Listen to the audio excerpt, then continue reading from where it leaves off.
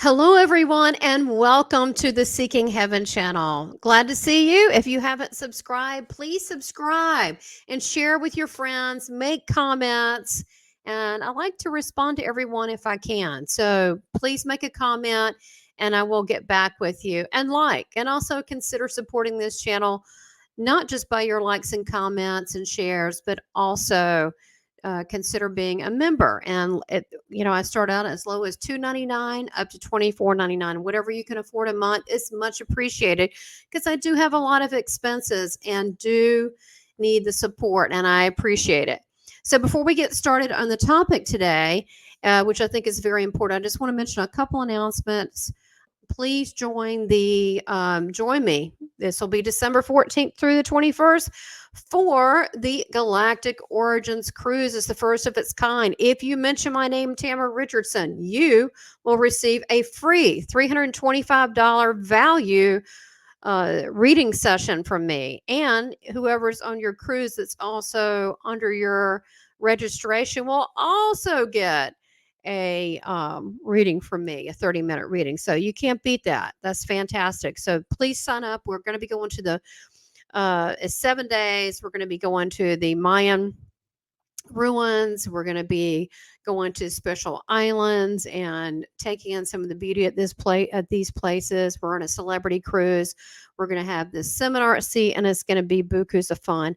Also, make sure you sign up for my Ascension School. That's Academy of Divine Wisdom. I have free and paid for classes and a free Christ-like meditation that you should take advantage of. And again, please subscribe to my Seeking Heaven channel. If you are interested in a psychic medium life path reading, I do this. I connect with the Akashic records. And it gets pretty deep as it's necessary for you to go to get the information to help you on your life path. Please look at southernbellmedium.com, and it tells you there, book a session. And for the star seeds, I also do star seed activations and angelic transmissions. Please look at that on my Academy of Divine Wisdom.com under services. I also have free transmissions on there too. And then check out my merchandise on the Seeking Heaven channel store.com. All right. So today I want to talk to you about something that's come up a lot for me in conversations with people. And it's just had me so really pissed off. And I was like, okay, I've got to channel this information into something more positive. And I need to find out more about that. So I want to talk to you about what's been going on. And I find a lot of this happening. And I'm going to talk about the 5 dangers of relativism. Okay. The first, I want to talk about what is this? What is this before I go into what are the dangers? So, what is relativism? All right. That's where, and I want to make sure I get this right. I'm going to give you examples too. But that's where it holds the belief that there are no absolute right and wrong regarding normalized beliefs, justification, rationality. There's only relative ones. Well, based on this or that, there is only relative. The truth is always relative to some particular frame of reference, such as, well, they didn't know better, they didn't understand the language. Based on the situation, this is the best that they could do. Based on their culture, they're used to eating people in their culture. You think I'm kidding on this? No. So it's just rampant in society. And I really need to cover this topic. So we can see relativism in TV shows. You see it a lot now. Nobody wants to make any claims of a right and a wrong. I see it also a lot with spiritual people and the people I interview. And in New Age circles, I see that with some friends I have. And it's just, I don't know if they're aware of it. They're going to be aware of it with me. This comes up again because it's really a suppressive type of mechanism that's used that most gaslighters use. And I'll explain this. But I see this in a lot of New Age circles where there's no accountability that can be claimed on anything. There's no true right or wrong. So therefore, no one is able to see or act on someone being good, bad, in the middle, or someone holy or evil. For example, if someone's really a do-gooder, right? Well, you want to be nicer to that person. You want to be thankful, right? Where someone's evil and they're hurting a population and they're killing like whole groups of people, we would consider that evil, right? This creates a blameless society. This is not good. This is not good at all. Ultimately, it ends up as anything goes. So it first started occurring to me about maybe 2 years ago when someone said, you really have to read that book, Conversations with God, Neil Donald Walsh's book, Conversations with God. And I say, God, for me, that's a lower G God, because it's not the God that I know. Now, I don't know this person, this man. I know he's in a lot of people have him in, he's been on conferences and this and that. I'm just telling you, when I read I read most of the book and I had to put it down because I was so in disagreement with it. But he speaks in depth about nothing truly mattering. But if that were the case, if that was true, then why would you go off to, a trade school or college and get a continuing education so you could get a better job? Why wouldn't you just pick anyone to marry or to have a relationship with? Why not? Why does it matter, right? Why not? Why do most people try to pick the best person for them or a loving person? Why try to for anything with any moral fortitude? Why train to be an Olympic triathlon athlete? Why do that? And better yet, why would you even commit a good deed if nothing matters? So I say the opposite. Everything matters. All our good deeds, our smiles, everything, our prayers for other people, our good intentions for ourselves and other people, it all matters. However, we have been given this thing called free will as humans. And with this free will, we can do anything we want to. And for whatever reason, people make their own decisions, and some make good ones and some make bad ones. But it's very sad when someone makes bad decisions and say they become a drug addict. But it does affect other people. It affects the family, their loved ones. It affects others, maybe their workplace that was counting on them. But depending on the level of the bad decisions, if they go if they harm whole groups of people in a very bad way, a very violent way, or whatever it may be, then we would consider that evil, right? So it does affect people. So, but I'm just looking on a day-to-day in a simple way. Our little things we do each day, all of that matters. Everything matters. Not like we're getting a grade for it, but it matters in our quality of life and our relationship to one another. And so I want to go a little bit further with this. So let me give you some example statements that I would consider relativism. That would be, there is no true evil, only degrees of less wrong. There is no such thing. There is no hate, only a lack or more or less love in that person. I've heard all these. We cannot know the whole situation. It is relative to the situation. Based on the information that someone has is the outcome of their actions, which is really not good or bad. They're just decisions. And this is extreme things too. I still hear this. We cannot understand a situation where a group of people were, say, met a horrible death, right, by someone's hands, because we do not know the whole situation.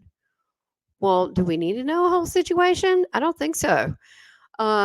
Even Hitler, I've heard this one from more than two people. Even Hitler was not evil, but he did what was right at the time that he thought was best, and that he's in heaven. Well, I don't know about the in heaven part. I don't know. I can't answer that. Okay. I can't answer. I can tell you as a medium that people that do wrong put themselves in a type of purgatory. They do for their own punishment. Because is there a place that's hellish? It's usually made for the demonic realm, but I guess you could go there. But that's not what this is about. Whether it's hell is real or not is not a point. That's not the point. I mean, we don't actually know that, but we do know about Hitler. We do know what happened there. And just like some people, they don't believe that the Holocaust happened, which is absurd, but there are out there. But some people do not believe he's good or easy. Relativism is supported by Aleister Crowley, who was one of the biggest satanic Luciferian people out there. And I'm going to give you a couple quotes from him. So when you're supporting relativism, you're supporting a satanic way of thinking. Just going to tell you, because think about it. Evil does not want you to know it exists. It doesn't want you to know it exists because you can go about your way, and it can hide in the darkness and do the things that it needs to do. Or maybe pretend it's something else and it's still doing whatever it is. So this is what Aleister Crowley says. Here's one of his quotes. Everyone interprets everything in terms of his own experience. If you say anything which does not touch a particular similar spot in another man's brain, he either misunderstands you or he doesn't understand you at all. Another one. There are no standards of right. Ethics is balderdash, mean ridiculous. Each star must go in its own orbit. To hell with moral principle. There is no such thing. Another, a man who is doing his true will has the inertia of the universe to assist him. So this is anything goes that you can't fully understand. There are more things from him on this topic. So when you see people with quotes or things that you don't really know, especially if they're known people, that they could be a Satanist, who knows? But I'm just telling you where the roots of this, and some people may not realize it and what's going on, and I'll get to that, like the spiritual leaders or I see it a lot with New Agers. They may not be aware of this. I don't think most people are, but I'll get to it and let you decide. So what are the dangers of relativism? Number one is no actions are taken in a society to correct injustices that are done to honest people, from like the crooks or the whatever bad guys. There's nothing done. It's just because, oh, well, they didn't know, let them go. They made them, they weren't really sure based on the decision. For example, hardworking people are forced to walk in dangerous drug-filled areas where hobos live that once used to be a clean area of town. And they're just not going to clean it up. This is all over, I see, American cities. And this is something, this is why my, husband doesn't even like to go into certain parts of California for his work. I don't even want to say the town, but you can probably guess, because of this problem. And he literally will be in a safer part of town, but there'll be like human manure on the steps of like, the Hilton or something. It's just crazy because they're not willing to do anything. Okay. Because behind it is relativism.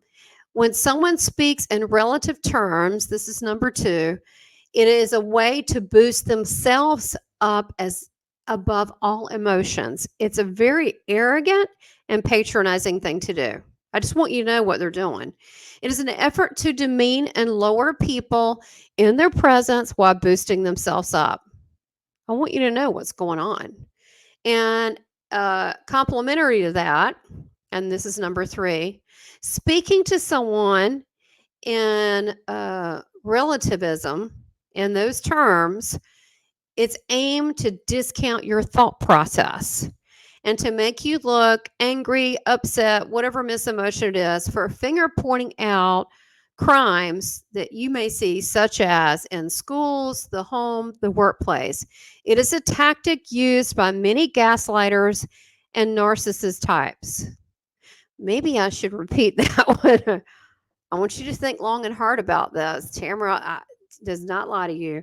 There is a whole series I did for free. I mean, all this I offer you for free. I mean, I still like your support if you can help, but it's a whole series. I think I have 4 or 5 on gaslighting. So you have to look down below. I think it was like a year ago, but look down below. They're all free. And I go from all the steps and how to actually, what are solutions for this. But this is number 3 is when someone just speaks to you in relativism terms, it is meant to discount your thought process, to make you look angry, upset, fill in the word, for pointing fingers out, for finger pointing out crimes in school, home, or workplace. It is a tactic used by many gaslighters and narcissists. Number 4, it stops the society from moving forward. Period. That in itself is pretty big, right? And that's why you see wars, or you see all sorts of people coming in with like migration that aren't that are possibly dangerous to an area. They don't do anything. They don't go through and screen. It's because this philosophy, relativism. So it stops the society moving forward. Any effort and action taken will be, like, say, a city council. It'll be shot down by a relativist. It'll be shot down. A decaying city and injustices, crimes will continue. If someone speaks out against the crimes, that person now will become the target, and they're the problem. Does this sound familiar? This is gaslighting, narcissism tactics 101.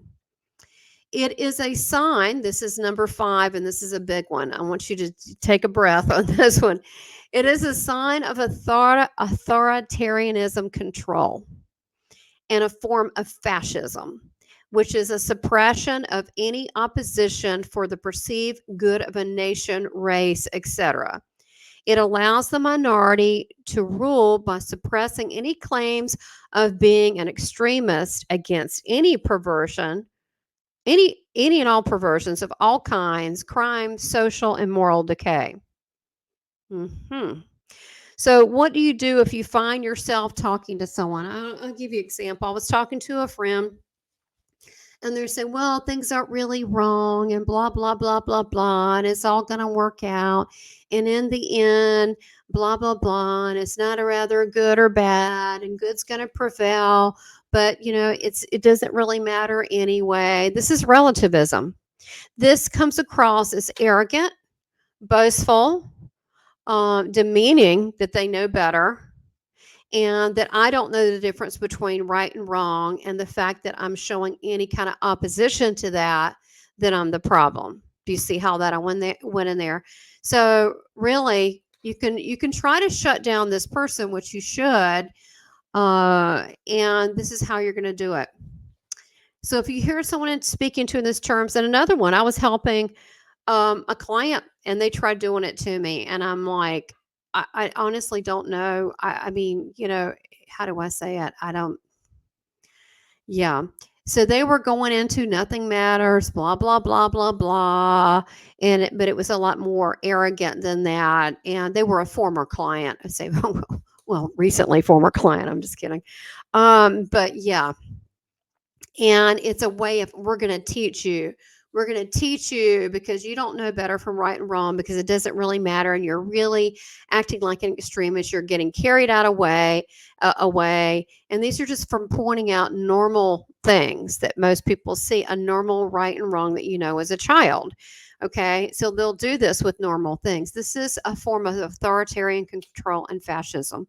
So if someone pulls this relativism,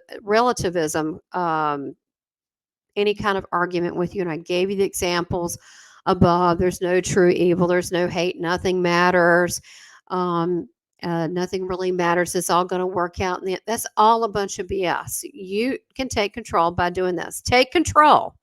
Tell them that you have no tolerance for an argument from a relativist that is trying to puff themselves up while at the same time disregard anything that you have to say, or anything that upholds law, order, and ethics, and anything that's good. because honest people have rights too, and this is not okay. So I didn't know if any of you knew where this was coming from. I would love to get your feedback. Really, seriously, put it in the comments. Have you noticed a continuing philosophy of relativism? Have you seen it with your friends? Have you had people go, "Oh, it's okay, it's all going to work. Oh, you're over exaggerating. Oh, it's okay, everything's going to be fine." What do you mean? There's no such thing as evil. All that's so and so. Have you heard? Have you seen an increase in this? So this is a way and a form of control. I hope this helped you. And you don't need to take this, okay? Because there are dangers in this. We need to take our power back and call out BS for BS, okay? And honest people have rights, and it's not okay to have our cities polluted up with from people or gangsters or whatever um, that they aren't refused to deal with, or to put any kind of laws in place to help make people safer, or all this stuff that, common sense stuff. So, but it's also used in the talk with us, and start noticing how people talk to you. And this is right out of Aleister Crowley, the Satanic book, and that's how they use it. That's a form of control, and they do this so everything's okay. I mean, wouldn't a Satanist say that? "Oh, it's okay. Why are you looking over there? Don't look over there. It's fine. Oh, there's no such thing as evil. Oh, there's no such thing as these dark things." All right. So just, meditate on it. And yes, you are made of love. You're a loving being, but you also have a divine birthright to speak your voice and to not be manipulated. And so I hope this helps. Look, thanks for watching. Love you guys. Have a super great day. Take your power back. Stand in your divine birthright, and sending you my love. Take care. Bye-bye.